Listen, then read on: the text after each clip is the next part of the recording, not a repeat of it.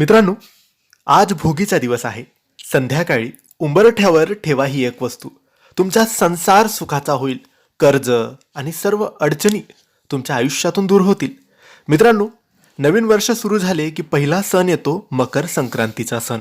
आणि मकर संक्रांतीच्या एक दिवस आधी भोगीचा सण, भोगीचा दिवस आपण साजरे करतो. भोगीची मान्यता अशी असते की या दिवशी भोगीची मिक्स भाजी केली जाते आणि आपल्या घरातील जुन्या, पडक्या, खराब झालेल्या, तुटलेल्या, फुटलेल्या वस्तू बाहेर काढून त्यांची होळी पेटवली जाते.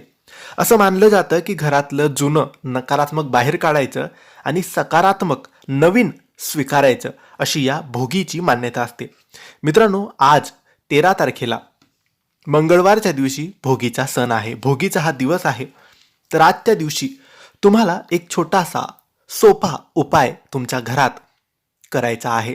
संध्याकाळी जेव्हा आपण देवपूजा करतो 6:30 किंवा 7 वाजेच्या दरम्यान दिवा अगरबत्ती लावतो, त्यावेळेस तुमच्या उंबरठ्यावर तुम्हाला ही वस्तू ठेवून हा उपाय, हे काम करायचं आहे. आता जेव्हा आपण देवपूजा करतो 6:30-7 वाजेच्या दरम्यान, तेव्हा तुम्हाला काळ्या रंगाची तीळ घ्यायची आहे. मित्रांनो, तीळ ही 2 प्रकारची असते. एक सफेद रंगाची तीळ आणि एक काळ्या रंगाची तीळ. तर तुम्हाला काळ्या रंगाची काळी तीळ घ्यायची आहे. थोडीशी घ्यायची. ती तुम्ही किराणा दुकानातून किंवा पूजा सामग्रीच्या दुकानातून आणून ठेवू शकतात आणि संध्याकाळी 6:30 किंवा 7 वाजेच्या दरम्यान हा उपाय करू शकतात.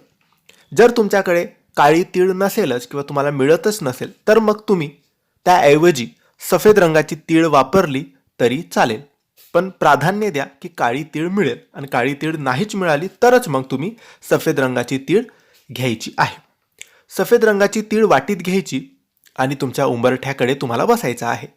उंबरठ्याच्या बाहेर जाऊन न बसता आपण घरातच बसायचं आणि उंबरठ्याचं पूजन करायचं. अगरबत्ती दिवा ओवाळायचा आणि डाव्या साईडला आणि उजव्या साईडला चिमूटभर तीळ ठेवायची.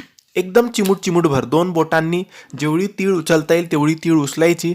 पहिले तीळ उजव्या बाजूला ठेवायची कोपऱ्यात आणि दुसरी तीळ, दुसरं चिमूटभर डाव्या बाजूला ठेवायची कोपऱ्यात. अशा दोन्ही बाजूला तीळ ठेवायची आहे.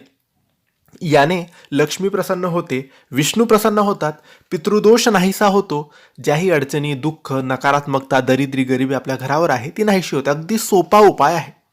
प्रत्येक घरात मकर संक्रांतीची तीळ आलीच असेल. काळी नाही असेल तरी काय हरकत नाही, सफेद वापरा. सफेद तीळ घेऊन हा उपाय करा, पण नक्की करा आज संध्याकाळी. ही माहिती, हा व्हिडिओ, हा उपाय आवडला असेल तर लाईक करा, शेअर करा आणि आमच्या चॅनलला सबस्क्राईब करायला विसरू नका. धन्यवाद. श्री स्वामी समर्थ.